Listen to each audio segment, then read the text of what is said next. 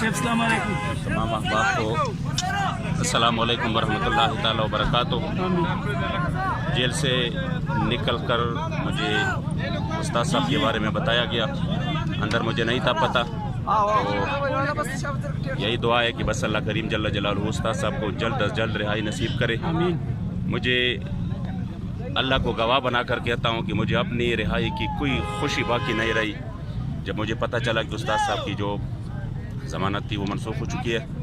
तो अब तमन्ना यही है इंशाअल्लाह ताला हो के रहेगा, उस्ताद साहब इंशाअल्लाह रिहा हो जाएंगे और हुजूर की ग़ुलाम इंशाअल्लाह ताला हर मैदान में अल्लाह करीम जल्ल जलालहू को सुरखरोई नसीब करेगा।